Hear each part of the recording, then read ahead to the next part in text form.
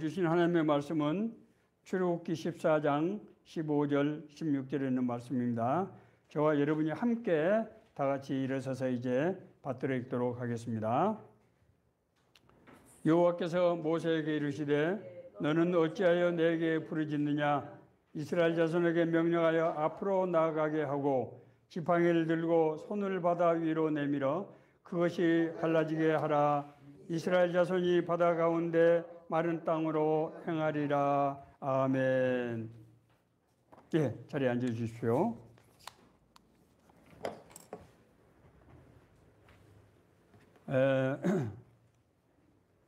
오늘 예보대로 오긴 합니다만은 아침에 비가 와서 교회에 오기 어려웠을 텐데 그래도 무사히 오셔서 얼굴 뵙게 돼서 반갑습니다. 우리가 신앙생활을 할 때 하나님의 음성을 듣고 인도하심을 받아서 이제 새로운 길에 들어섰는데 감당할 수 없는 장애를 만나는 경우를 종종 겪게 됩니다. 이럴 때 우리는 굉장히 당황하면서 아니 내가 하나님의 뜻 가운데 인도함을 받았는데 왜 나한테 이런 일이 일어나는 거지? 그러면 나는 어떻게 해야 되는 거지? 라는 혼란에 빠지고 또 너무나 막막한 상태에서 정말 어떻게 해야 될지 암담한 그런 심정이 되는 경우가 있다고 하는 것입니다. 성경에는 놀랍게도 이런 얘기가 적지 않게 등장하는 것을 볼 수 있습니다. 아브라함은 75세에 하나님께서 본토 친척 아비의 집을 떠나서 내가 너에게 지시할 땅으로 가라. 그래서 가나안 땅에 들어가는데 제 자리를 잡기도 전에 그 땅에 큰 기근이 들어오게 큰 기근을 맞게 된 겁니다. 아브라함은 목축업을 하는 사람이잖아요. 기근이 들면은 생업을 할 수가 없게 되는 것입니다. 그래서 아브라함은 어쩔 수 없이 항상 물이 넘치는 나일강가에 있는 애굽으로 내려갈 수밖에 없었던 것이지요. 다윗은 하나님의 선택에 따라서 이스라엘의 지도자로서 부르심을 받은 사람입니다. 그렇잖아요. 자, 그런데 그 하나님의 인도하심을 받아서 자기가 사울 왕의 군대 장관이 됐는데 사울 왕은 그 시기에서 호시탐탐 자기의 목숨을 노리는 것입니다. 성경이 자세히 쓰여 있지는 않지만 다윗이 얼마나 당황하고 혼란스러웠겠습니까? 그렇지 않습니까? 자, 바울은 다메섹 도상에서 부활하신 예수님을 만나서 회심을 하게 됐어요. 그렇지 않습니까? 하나님이 내가 너를 이방인의 사도로 세우겠다고 그러셨다고요. 그런데 바울에게 문제가 생기는 거예요.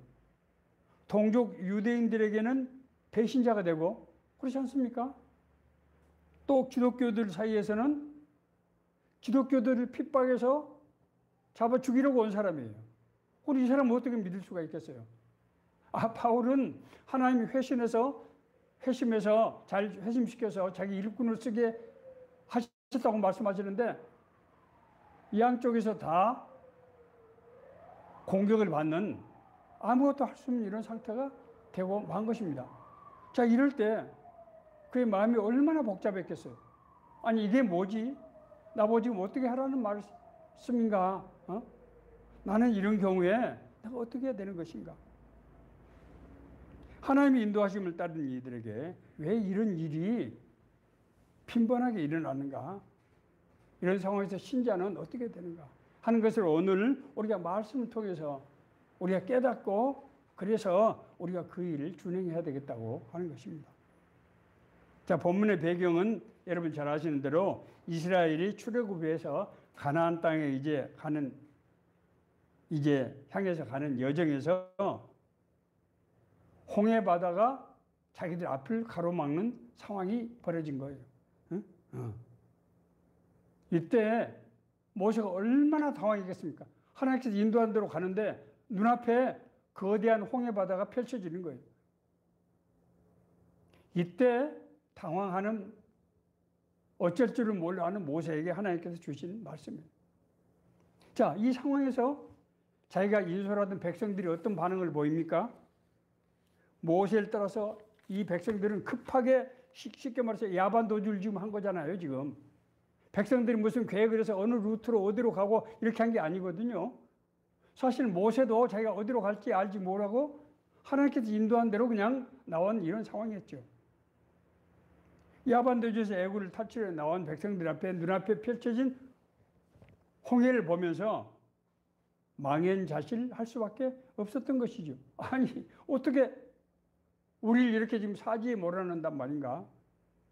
그런데 기가 막힌 것은 바로 뒤늦게 이스라엘 백성들이 탈출한 것을 안 애굽의 바로의 군대가 모든 마차들 기마병을 동원해서 이제 질풍노도처럼 쫓아오는 겁니다. 뒤에서.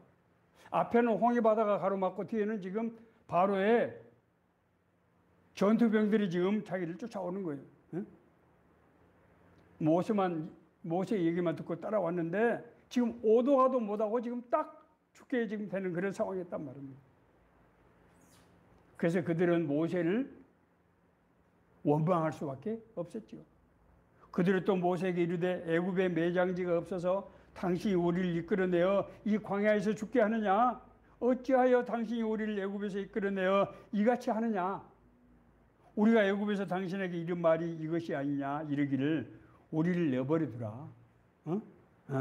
우리가 애굽 사람을 섬길 것이라 하지 아니하더냐? 애굽 사람을 섬기는 것이 광야에서 죽는 것보다 낫겠노라. 그렇죠. 당연하지 않습니까? 누가 이 이스라엘 백성 보고 믿음이 없다고 할 수 있겠어요? 지금 눈앞에 지금 죽게 생겼는데. 이런 상황에서 모세의 심정이 어떻겠어요?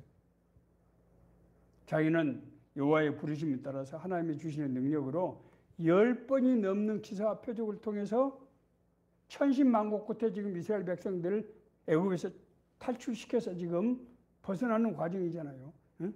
그런데 더 이상 어떻게 해볼 수 없는 한계적 상황에 지금 부딪히는 것입니다. 한계적 상황. 인간의 생각과 방법으로 도저히 극복할 수 없는 상황이라고 하는 것이죠. 이 상황에서 모세가 할 수 있는 일이 뭐겠어요? 하늘을 향해서 부르짖는 길밖에 다른 길이 있겠어요? 자, 이때 여호와께서 모세에게 뜻밖의 말씀을 하셨어요. 뜻밖의 말씀입니다. 여호와께서 모세에게 이르시되 너는 어찌하여 내게 부르짖느냐? 너 왜 나한테 부르짖기만 하느냐? 지금 그 말씀이잖아요. 이스라엘에게 자손에게 명령하여 앞으로 나아가게 하고, 앞이 지금 어디입니까? 홍해바다죠. 이스라엘 백성에게 명령해서 홍해바다로 지금 들어가도록 하라는 거예요, 지금. 응? 지팡이를 들고 손을 내밀어 바다 위로 내밀어서 그것이 바다가 갈라지게 하라. 이스라엘 자손이 바다 가운데 마른 땅으로 행하리라. 아니, 지금 워낙 위급한 상황이니까 모세가 이 말씀을 듣고 아마 정신이 아마 없었을 거예요. 그런데 우리 냉정하게 한번 생각해 봅시다. 이스라엘 백성을 지금 홍해바다로 지금 이스라엘 백성이 몇 사람이 아니잖아요. 지금 200만이 되는 지금, 그러니까 맨 앞줄에 있는 사람들은 자기가 어떤 상황이 벌어지는 줄 알겠지만은 뒤에 있는 사람들 압니까 모릅니까? 그냥 밀려가는 거죠. 밀려가는 거예요. 그러면 그 사람들이 전부 지금 홍해바다에 수장될 거 아닙니까? 더더구나 네가 가지고 있는 그 지팡이를 들어서 바다 위로 들어서 바다가 갈라지게 하라는 거예요. 응? 바다가 갈라지게 해서 이스라엘 자손이 바다 가운데 마른 땅으로 행하게 될 것이다. 인간이 이성으로서 도저히 상상도 듣도 보지도 못한 얘기고 상상도 할 수 없는 얘기를 지금 하나님께서 모세에게 하라고 말씀하시는 거예요. 이제 모세에게 네가 네 능력으로 스스로 지팡이를 가지고 바다가 갈라지게 좀 하라는 거예요. 인간 이성으로서 도저히 이해할 수 없는 이 명령을 이해하기 위해서는 우리가 모세가 처한 상황과 하나님의 뜻이 무엇인가를 우리가 조금 자세하게 생각해 볼 필요가 있습니다. 자, 첫 번째, 하나님께서 모세에게 그렇게 말씀하셨습니다. 너는 왜 어찌하여 내게 부르짖느냐? 너는 어찌하여 나한테 부르짖느냐? 하나님께서는 모세에게 더 이상 부르짖는 애원의 기도만 하지 말라는 거예요. 왜 그런 거죠? 하나님은 나는 너의 상황을 다 알고 있어. 내가 지금 널 인도해 왔지 않니?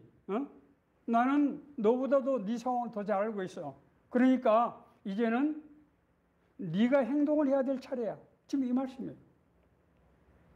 너는 왜 부르짖고만 있는 거야? 내가 너를 지금까지 여기까지 인도해 왔는데 이제는 네가 행동을 해서 여기를 극복하라는 거야. 이 장애를 극복하라는 거예요. 그러면은 문제가 해결될 거야. 문제가 어떻게 해결돼요? 홍해 바다가 갈라지고 마른 땅이 돼서 백성들이 지나가게 될 거라는 거예요. 미시오 데이라고 하는 신학적 용어가 있습니다. 미시오. 미시오라고 하는 것은 선교라는 말이고 데이는 하나님이라는 뜻이에요. 라틴어로 미시오 데이. 하나님의 선교라는 게 2차 대전 이후에 선진국들이 선교라는 명목으로 세계 여러 나라 땅들을 침략해서 식민지로 만들어 버렸어요. 사실 남미 대륙이 다 그렇고 그렇지 않습니까? 전 세계 여러 아프리카 대륙이 그렇고 전부 무슨 명목이었어요? 하나님의 복음을 전파한다는 그런 명목으로 교회와 국가가 서로 계획을 세워서 그렇게 그냥 한 겁니다. 전부 가서 원주민들을 학살하고 남미에서 얼마나 엄청난 비극이 일어났습니까? 그래서 그 과오를 돌이키고 세계 신학계가 교회가 자신들의 뜻대로 계획하고 실행하는 선교 방식은 안 된다. 그건 하나님의 뜻이 아니다. 하나님께서 주도하시는 선교의 개념을 회복해야 된다. 하나님께서 주도하시는. 그러면 하나님의 선교는 이 세상에서 하나님의 구원을 성취하는 것이 교회의 힘으로 하는 선교가 아니라는 거예요. 교회가 멋대로 계획하고 방법을 구상하고 그걸 국가를 이용해서 그렇게 하는 것이 아니라는 거예요. 그것은 성부 하나님의 계획 안에서 성자와 성령의 역사로 이루어지는 과정이 바로 선교라고 하는 거예요.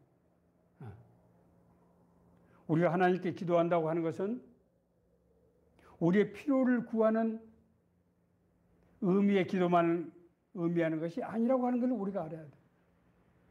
우리 하나님께 기도하는 것이 뭐라고요? 우리의 문제를 해결한 것뿐만이 아니라는 거예요. 하나님께 묻고 듣고 순종하는 과정으로 하나님의 뜻과 계획이 이루어져가는 과정이라고 하는 것을 우리가 이해를 해야 돼요. 자, 다시 한번 말씀드립니다. 이스라엘 백성을 애굽에서 탈출시키는 것이 하나님의 뜻이죠. 그건 누구를 위한 것입니까?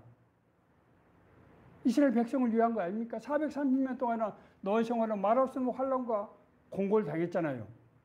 그러나 그래서 모세와 이스라엘 백성들은 자기들이 장애를 맞았을 때 하나님께 부르짖은 거예요. 원망하고. 하나님이 우리를 살려주고 한다고 데려오셨는데 지금 이게 뭡니까? 자, 방금 제가 설명드린 미쇼데이라는 개념에 의하면은 이것은 이스라엘 백성만을 위한 것이 아니라는 거예요. 하나님의 뜻과 계획이 이루어지는 그것은 하나님의 나라를 세우기 위한 바로 그 과정이라고 하는 거예요.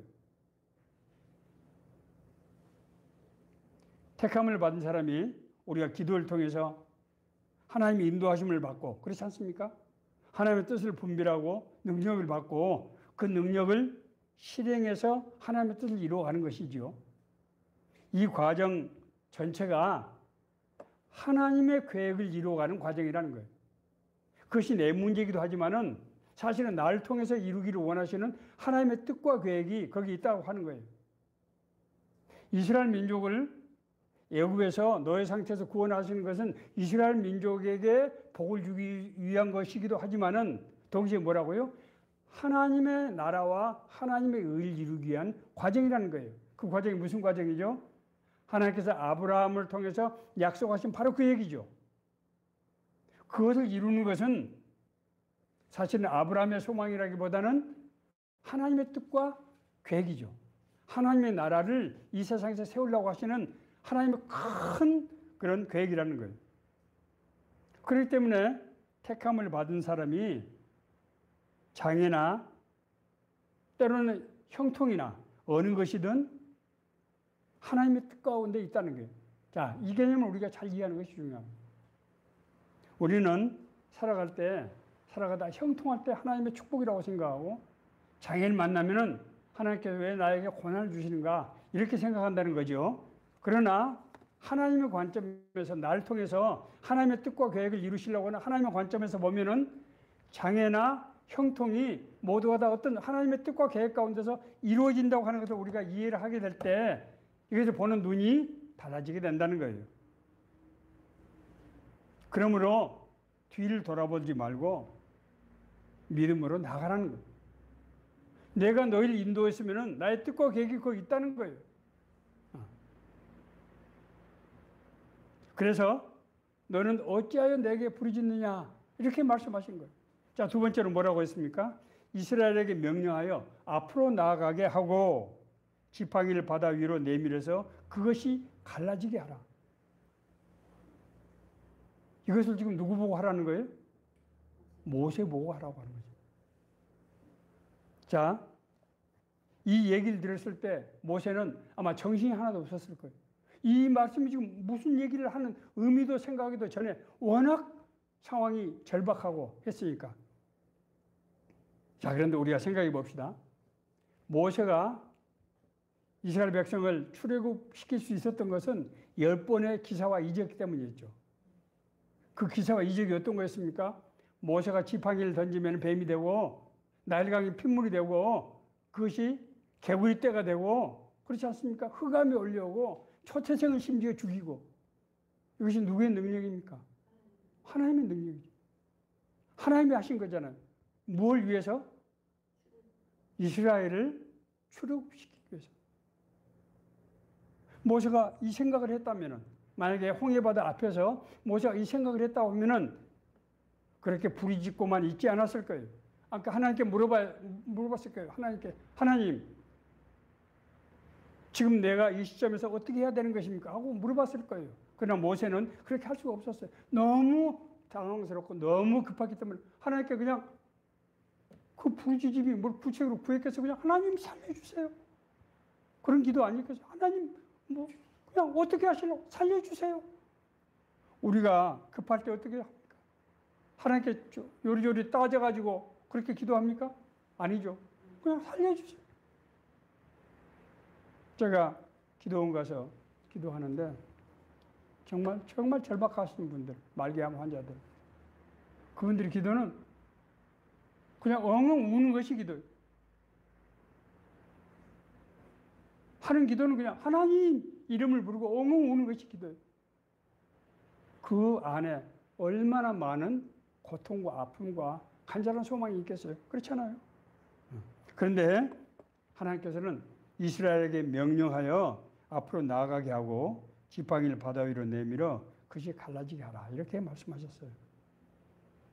우리가 지난 동안 모세가 하나님께서 모세를 통해서 하셨던 일을 생각해 보면은 이것도 전혀 불가능한 것은 아닐 거라고 생각이 되지만은 당시의 모세로서는 그렇게 할 수 있는 그런 마음의 여유가 아마 없었을 거예요. 그러나 하나님께서 하신 명령에 따라서 이제 행할 수밖에 없는 그런 상황이 됐던 것이죠. 하나님께서 애굽을 떠나라 하면 떠나고 바다를 건너라고 하면은 건너는 것입니다.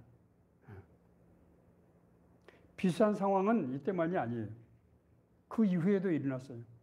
이스라엘 백성들이 광야 40년 유랑 끝에 가나안 땅에 도착했지 않습니까? 이제 가나안 땅을 가려고 그러면 요단강을 건너야 돼요. 이 사람들이 지금 아라바만을 그러니까 오늘날 지금 사우디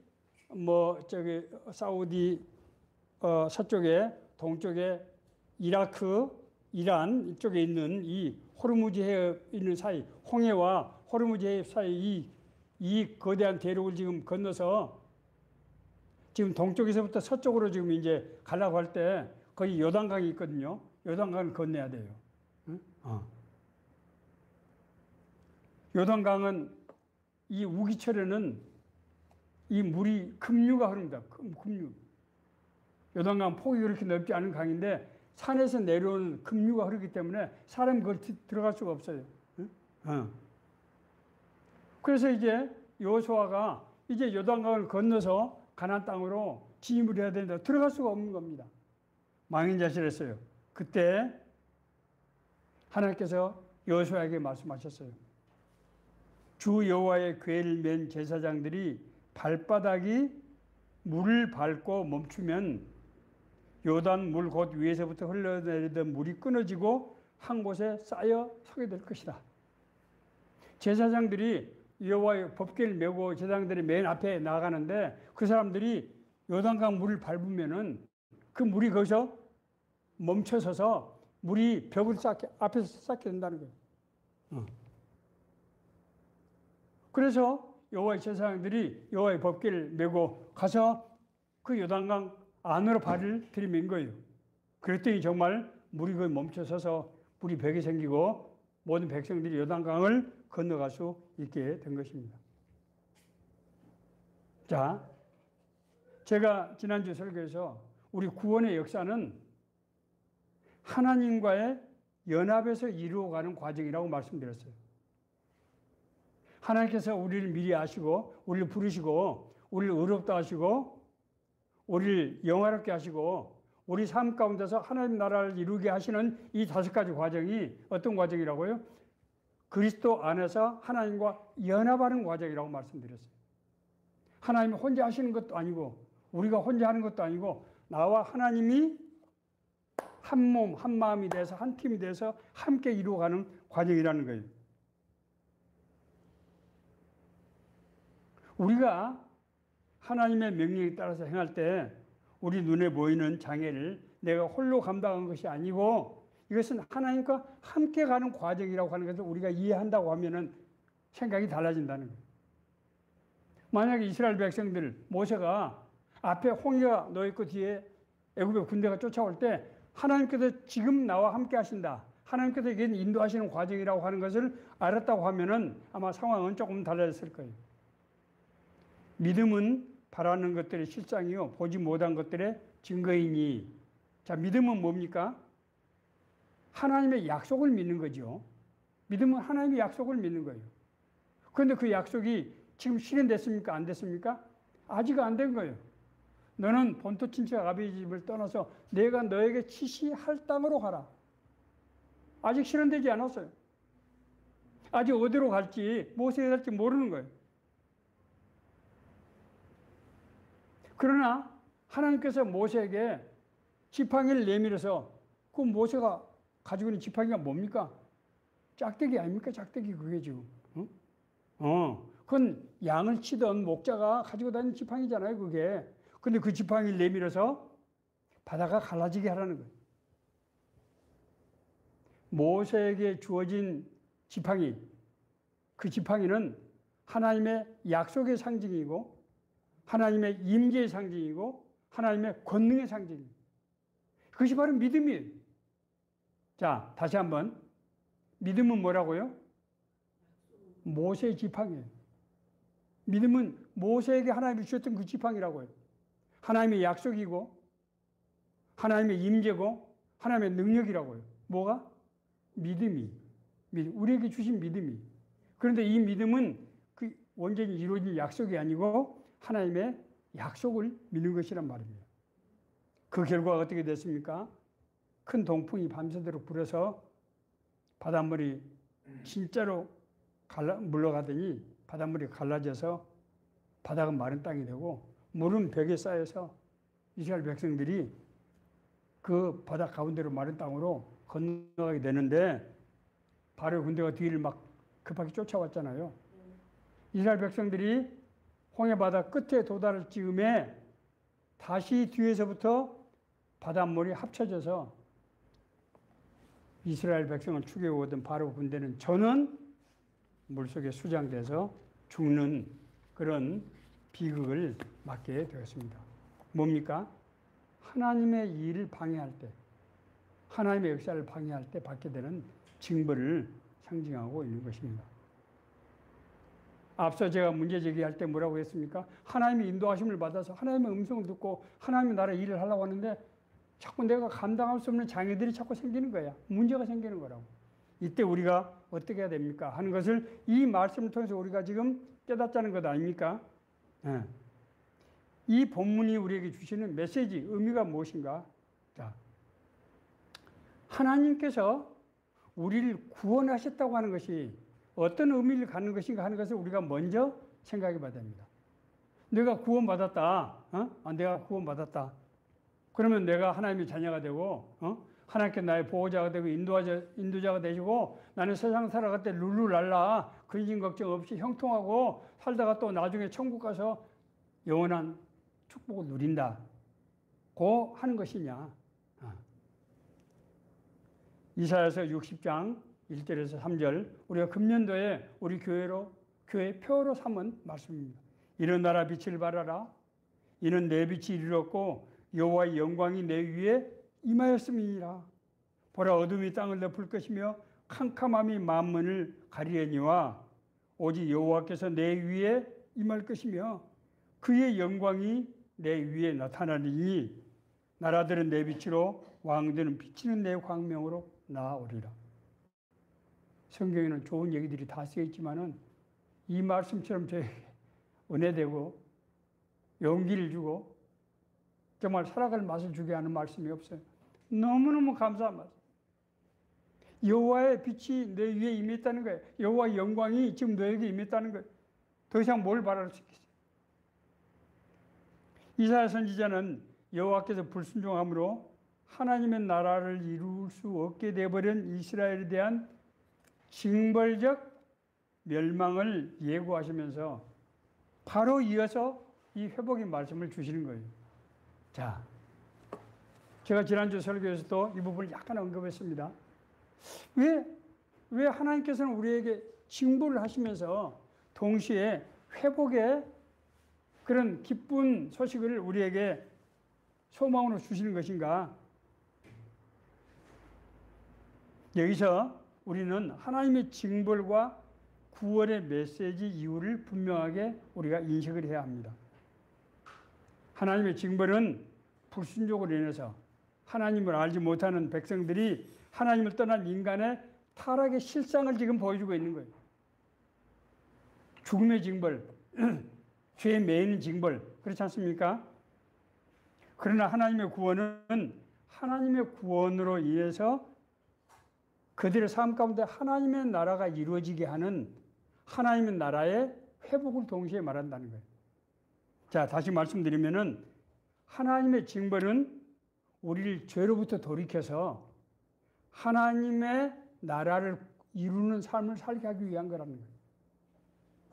그러니까 자, 이렇게 보면은 하나님의 구원과 하나님의 나라를 이루는 것은 각기 별개의 문제가 아니고 우리는 항상 징벌은 징벌이고 축복은 축복이라고 생각하는데 징벌과 축복은 동일한 동전의 양면이라고 하는 것을 우리가 알 수 있습니다. 자, 그렇기 때문에 우리가 하나님께서 은혜로 구원하신 사람에게는 세 가지 은혜가 그 사람에게 임하게 된다고 성경은 얘기하고 있어요. 자, 제가 다시 한번 말씀드립니다. 포인트를 놓치면 안 돼요. 우리 하나님의 구원은 우리에게 주시는 축복이 분명하지만 동시에 하나님의 나라를 회복시키려고 하는 하나님의 계획이라고 하는 거예요. 그래서 하나님께서 우리에게 구원받은 자에게 주시는 세 가지 은혜를 주신데 그 세 가지 은혜가 뭐라고요? 하나님의 나라를 이루는 그런 도구이자 우리에게 말할 수 없는 영광을 주는 그 축복이라고 하는 것이에요. 이 두 가지가 항상 같이 붙어 다닌다고 하는 것입니다. 첫째는 우리를 향하신 부르심의 소망을 알게 하시는 거예요. 하나님의 부르심의 소망. 하나님께서 나를 어떤 일을 나에게 맡기셨는가? 내가 어떤 인생을 살아가야 된다고 하나님께서 말씀하시는가 하는 것을 우리가 소망으로 품을 수 있도록 하신다는 거예요. 너희 안에서 행하시는 이는 하나님이시니 자기의 기쁘신 뜻을 위하여 너희로 소원을 두고 행하게 하시나니. 하나님께서 우리를 인도하시는 방식은 우리를 그냥 홍아무개야 너 아프리카 가서 순교해라 이렇게 하시는 게 아니고 그 일을 사모하고 그 일에 대해서 늘 열망을 품는 이런 마음의 상태를 통해서 우리를 인도하신다는 거예요. 그게 뭐예요? 인생의 목적, 나를 부르신 이유, 그것을 알게 하신다는 거예요. 두 번째는 그 일을 맡은 내가 어떤 존재인지를 알길 바란다. 네 그 일, 하나님의 부르심을 받은 내가 그것이 어떤 일이든 얼마나 큰 영광을 입은 것인지, 내 광명이 내 위에 임하였으니, 하나님의 영광이 내게 임하였으니, 그 얘기, 하나님이 나를 지정해서 택했다는 얘기거든요, 그 얘기가. 하나님께서 나를 지정해서 택하시면은 뭐가 임해요? 하나님의 영광이 나에게 임하는 거예요. 목회자들이 영어로는 이제 목회자를 여러 가지 단어를 쓰는데 레버런드라는 단어가 있고 패스터라는 단어가 있고 뭐 이렇게 있습니다. 패스터는 목자를 말하는 거예요. 양을 치는 사람.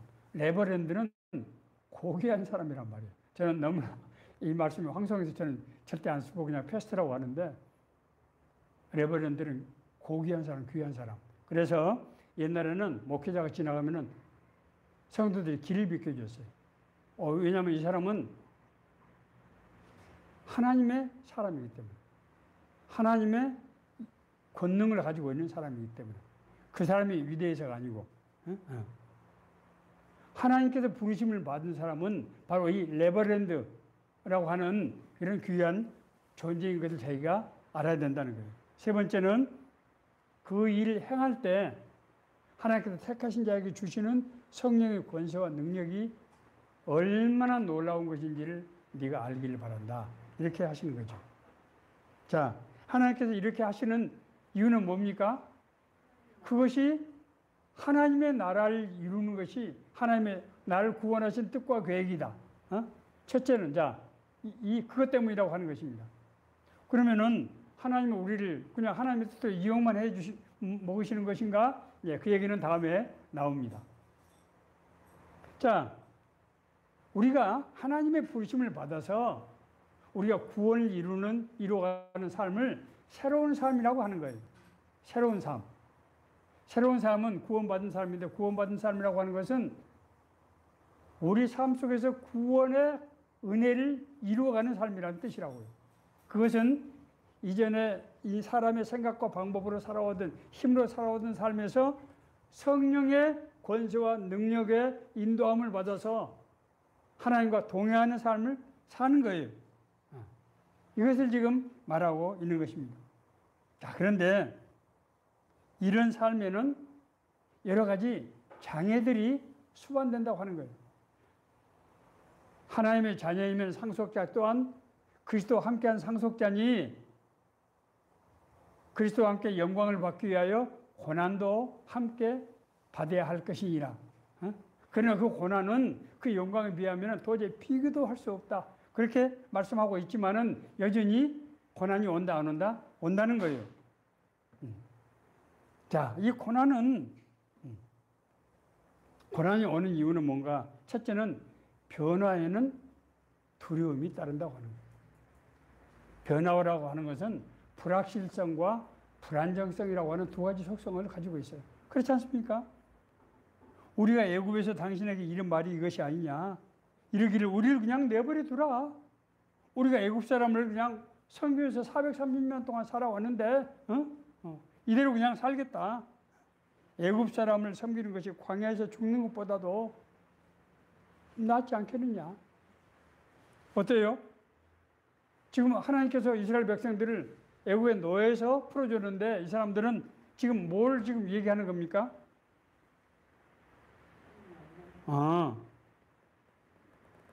애굽에서 탈출을 하는 이런 모험을 하기보다는 지금까지 살아온 대로 그냥 그대로 안전하게 살고 싶다. 이런 얘기죠.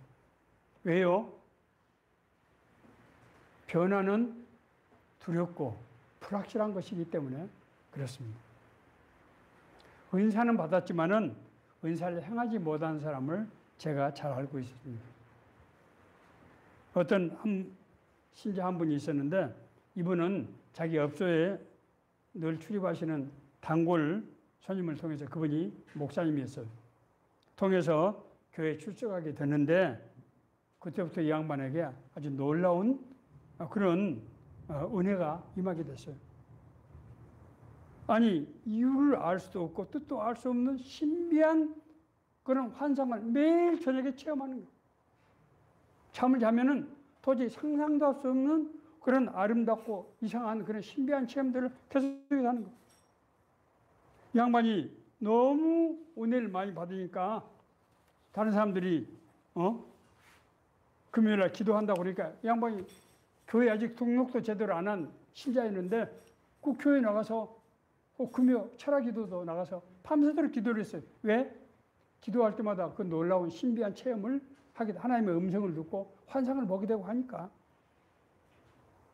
그러면서 기도할 때마다 더 그 신비한 은혜가 뜨겁게 계속해서 역사하는 것입니다.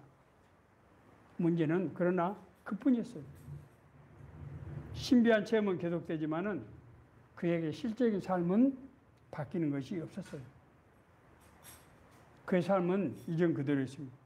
시간이 흐르고 떠올랐습니다. 이제는 그에게 나타났던 신비한 체험이 없어지고 삶에 특별한 변화도 없이 그는 이전에 자기에게 하나님이 주셨던 그 놀라운 은혜의 체험을 자꾸 되돌아보고 재탕 삼탕하면서 껄껄껄껄하고 그렇게 살아가는 것입니다. 하나님께서 그에게 주신 놀라운 신비한 체험들은 무슨 메시지입니까? 내가 너와 함께 한다고 하는. 너는 이제 세상의 사람이 아니고 나의 자녀, 나의 백성이라는 거예요. 그러니까 어떻게 해야 된다? 이제 내 말씀에 순종해서 하나님의 뜻대로 살아야 된다는 거예요. 그러나 이분에게 있어서 자기 삶을, 지금까지 살아오던 삶을 바꾸는 것은 굉장히 모험스러워, 불확실한 일. 하나님은 자기 자녀가 언제까지나 젖을 먹는 어린아이에 머무는 것을 원치 않으세요. 하나님은 단단한 음식을 먹어야 뼈와 근육이 형성돼서 장성한 사람이 돼서 세상을, 하나님 나라를 변화시키죠. 악을 싸워서 어둠을 물리치고 하나님 나라를 이룰 수 있기 때문에 하나님께서는 그 환상과 신비한 은혜 속에서만 머무는 것을 하나님께서 원치 않으시죠. 예수님을 따라갔던 베드로와 요한과 야고보는 변화산에서 흰 눈부신 흰 옷으로 변화된 예수님을 보고는, 예수님, 우리가 여기서 초막셋을 짓고 하나님 예수님을 위해서, 하나님의 모세를 위해서, 하나님의 엘리야를 위해서 짓고 우리가 여기서 살았으면 좋겠습니다. 예수님이 뭐라고 말씀하셨습니까? 예수님께서 응답하지 않으셨습니다. 하나님께서는 우리가, 너희들이 세상에 가서 하나님의 나라를 이루기를 원하시는 거예요. 그분이 그렇게 못하는 것은 신비한 체험 자체를 은혜로 생각하고 그 안에서 머무는 것을 축복이라고 그렇게 생각했기 때문입니다. 그러나 앞서 제가 말씀드린 대로 하나님의 구원은 동시에 뭐다? 하나님의 나라를 이루기 위한 계획이라고 하는 거예요. 양면성이 있다는 거예요. 하나님께서 우리에게 권세와 성령의 능력을 주시는 것은 무엇 때문이다? 하나님의 나라를 이루기 위한 거라는 거예요.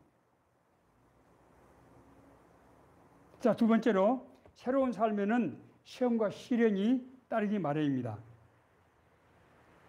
그것은 우리가 앞서 말씀드린 대로 자신이 새로운 환경에 적응하는데 그 과정에서 발생하는 어려움 때문입니다.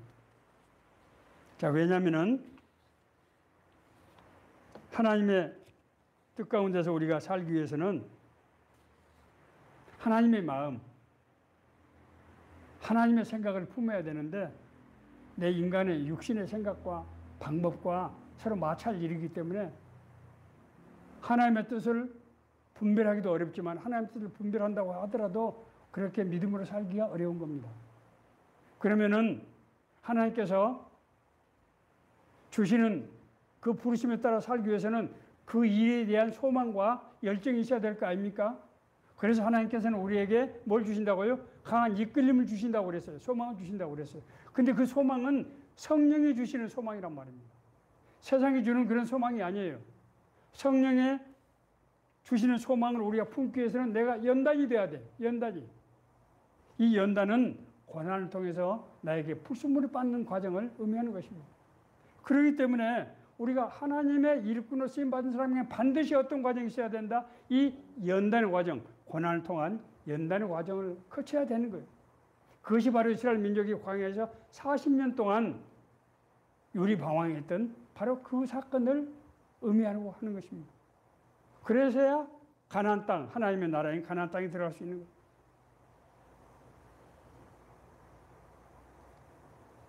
우리가 믿음은 보이지 않는 것의 증거다. 이렇게 말씀드렸습니다.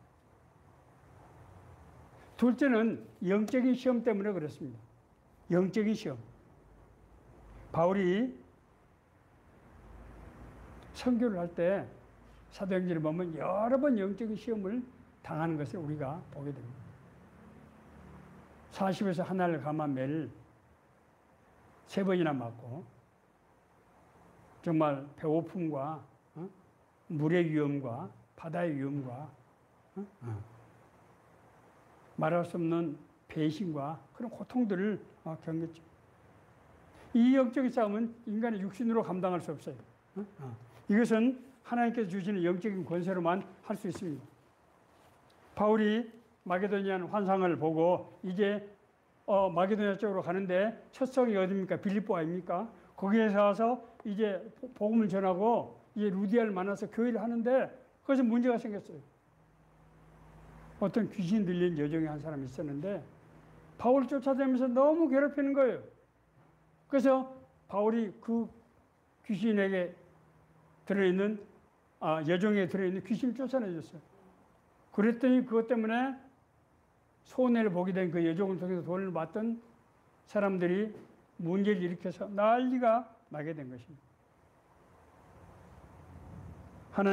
하나님의 일은 하나님께서 스스로 하십니다. 이런 어떤 영적인 문제에 있어서 하나님께서는 우리에게 그 일을 감당할 수 있는 성령의 권세와 능력을 주셔서 그 일을 감당할 수 있게 하신다는 거예요. 우리가 믿음으로 행할 때 성령의 역사가 일어납니다. 성령의 역사는 미리 나타나는 것이 아니고 우리가 믿음으로 행할 때 바다에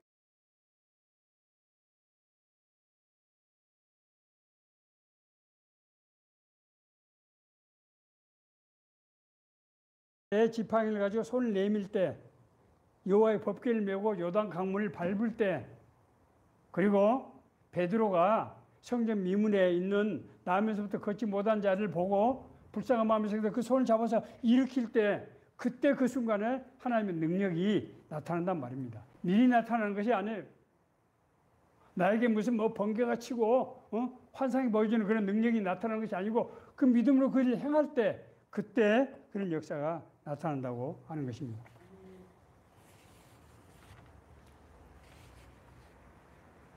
말씀을 이제 마치려고 합니다. 하나님께서 택하신 자에게 다양한 통로를 통해서 그의 부르심의 소망을 알게 하십니다. 참 놀랍죠? 하나님께서 우리를 인도하실 때 하나님의 음성을 직접 듣게 하시거나 환상을 보게 하시거나 어떤 한 명에서 다른 사람을 통해서 하시거나 여러 가지 놀라운 여러 가지 방법들을 쓰시는데 그 방법이 모든 방법의 가장 공통적인 현상이 있어요. 절대 이걸 잊으시면 안 돼요. 우리 마음속에 강한 이끌림을 사모하는 마음을 주시는 거예요. 왜인지 그 일이 정말 은혜가 될 것 같고 기쁨이 있고 소망이 있게 그렇게 하시는 것입니다. 그러나 우리가 받은 은혜가 하나님의 역사로 이어지기 위해서는 뭐가 필요하다고요? 그 부르심에 순종하는 의지적 결단이 필요하다고 하는 것입니다. 의지적 결단. 거기는 미래에 대한 불확실성이 있고 또 이전에 익숙한 삶을 떠나야 되는 불안정성이라는 어려움이 있어요. 그럼에도 불구하고 우리가 믿음으로 그것을 극복하고 의지의 결단을 내려서 행해야 된다고 하는 것입니다. 믿음은 바로 이 지점에서 우리가 시험대에 서게 되는 거예요. 하나님의 약속과 그 약속에 대한 의지의 결단인 믿음으로 행하는 이 두 개가 만나진 지점에서 하나님의 역사가 이루어지는 것입니다. 우리가 하나님의 부르심대로 살 때 여러 가지 어려운 일들이 올 수가 있고 새로운 환경으로 나가야 될 때 이전에 익숙한 삶을 떠나야 되는 그런 것이 있다는 거죠. 그러나 오늘 하나님께서 모세에게 너는 왜 부르짖기만 하느냐? 네 손에 든 그 지팡이를 바다 위로 내밀어서 백성들이 앞으로 나가게 하고 바닷물을 갈라서 그 가운데로 행할 수 있도록 하라. 그렇게 말씀하셨습니다. 하나님께서 우리를 구원하신 것은 우리를 죄사함을 통해서 우리 삶 속에서 하나님의 나라가 이루어질 수 있도록 그렇게 하시는 것인데 그것은 인간이 받을 수 있는 최고의 영광, 하나님과 동행하고 동역자가 될 수 있는 그런 놀라운 특권을 주셔서 이 세상에 살아갈 때 주님과 동행하는 삶을 살 뿐만 아니라 세상을 떠나고 나면 영원한 하나님 나라에 가서 하나님과 함께 다스리는 그런 놀라운 약속의 보증이라고 하는 것입니다. 오늘 이 말씀이 하나님의 뜻대로 살기를 원하는 우리 모두에게 주시는 하나님의 약속의 말씀, 은혜의 말씀이 되기를 간절히 바랍니다.